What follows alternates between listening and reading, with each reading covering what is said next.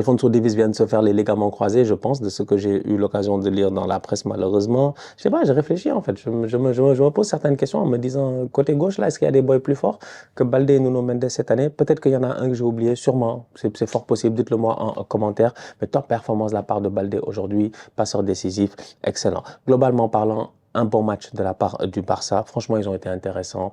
Dani Olmo est venu, il a claqué un penalty. L'esprit et la lettre sur ce penalty, je pense que tout est assez clair. On a juste respecté la règle à la lettre. Il y a un joueur, surtout celui qui dégage le ballon en plus, parce que Ferran peut venir peut-être mettre un tapin ou essayer de se débrouiller et prendre ce ballon, mais le gars qui dégage le ballon au moment où le tireur frappe le penalty est dans la surface de réparation. Il n'a pas le droit, on retire le penalty. Dani Olmo se gère, il claque son penalty. Ferran Torres qui lui aussi fait, voilà, encore une fois un très grand match, il marque un but, mais le plus intéressant avec Ferran, c'est le fait que cette saison, il n'a eu que, je pense, 11 titularisations pour une quinzaine de buts, toutes compétitions confondues, près de 7 passes décisives. C'est un joueur exceptionnel. C'est un joueur exceptionnel. Il a 8 buts en Liga pour même pas 1000 minutes jouées. En fait, il a 8 buts en Liga pour même pas 1000 minutes jouées. Moi, je suis pas fou. Donnez-moi 2 secondes, s'il vous plaît, que j'aille voir. Il faut que je vérifie l'information de Ferran. Non, parce qu'on veut me prendre pour un fou ici, alors que moi, je pense que depuis Vinicius, on est peut-être sur la plus grande remontada de l'histoire du football en termes de « tu étais nul, mais tu es devenu fort ». Non, franchement, Ferran, il a 8 buts, il a 8 buts en Liga. Alors, statistique, toi aussi, 8 buts en 772 minutes. Il a 8 buts en 772 minutes. Alors, je vais ouvrir la calculatrice. On va faire 772 divisé par 8. Il a un but toutes les 96 minutes. Il a un but par match. Si tu mets le temps additionnel, il a un but par match. C'est un bandit. C'est un bandit. Un but par match pour Ferran Torres, pour un boy qui sort de banc. Franchement, je le répète encore une fois, à l'Université du Tocarisme, nous sommes fiers. Nous sommes fiers aujourd'hui. Nous sommes très, très fiers du rendement et de toutes ces années d'efforts, ces années qu'on a mis sur Ferran Torres, ces années où on lui a parlé, où on a tout fait pour qu'il évolue. Ça a été compliqué. On a dû travailler pas mal de choses à l'entraînement, physiquement et mentalement. Et aujourd'hui, sincèrement, Ferran, il est au top. Il est au top.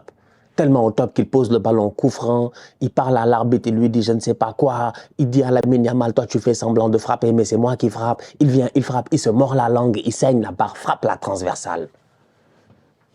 Ça, même David Beckham n'avait pas autant d'aura dans un match de football, sincèrement, en Liga. Non, mais je vous dis, c'est incroyable. Il a changé le jeu. Ferran, c'est un nulard, c'est vraiment un tocard. C'est que tu ne peux pas le faire plus nul que Ferran. Non, nous, on était là, on était vivants, franchement. On connaît Ferran. Oui, Ferran était nul. Mais Ferran était nul. Mais il était très, très nul, en fait. C'est un glow-up de fou, je te dis. C'est un glow-up de fou furieux. Il était trop nul. Mais là, cette année, il est incroyable. Le Barça vient tactiquement comment? En 4-3-3, très intéressant. Gavi, il colle là-bas sur le côté. Je vais parler de lui là tout de suite. J'ai beaucoup aimé le match de Gavi. Gavi, il colle le côté gauche, commence comme ça en première mi-temps. Ferran, il est en pointe. Yamal, il est à droite. Et t'as les boys au milieu de terrain. C'est ça. T'as Dani Olmo, il est derrière lui. T'as Pedri, t'as Frenkie de Jong. Donc, genre de 4-2-3-1, ça marche bien, il n'y a pas de problème. Ferran, il est en pointe, il passe son temps à dézonner et à se projeter. Franchement, il a compris l'assignment. Il a compris les règles. C'est Ferran, il descend, il combine avec les gars. Bah, je te donne, tu me redonnes. Mais en plus, ça, avec lui, tu peux jouer en profondeur parce qu'il va vite. Mais c'est-à-dire qu'à un moment donné, il y a un ballon qui a été donné en lob, là, une passe en lob, il est passé, mais le défenseur, il était obligé de le décapiter. S'il ne décapite pas Ferran, mais Ferran va claquer un but. Le gars a attrapé Ferran avec les mains, le cou, machin et tout. Tellement. Non. Sensationnel le Ferran aujourd'hui. Un but, magnifique, grand match. Gavi, très intéressant aussi. Voilà aussi un autre point. J'ai vu que Ousmane Dembélé a mis Gavi en photo de profil. Je ne sais pas, Dembous, il joue à quoi? C'est pas Dembous.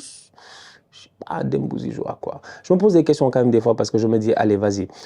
Ousmane Dembélé qui a joué au Barça, apparemment il s'entend bien avec Gavi, c'est cool. Luis Enrique qui a lancé Gavi en équipe nationale et tout, qu'il a appelé quand il était très jeune, quand il a gagné son Golden Boy et puis tout cela. Bon, voilà, tout ça c'est super intéressant. Luis Enrique au Paris Saint-Germain, je pense qu'il aime bien cette activité au milieu de terrain. Il a besoin de ce genre de joueurs-là. Vitinha,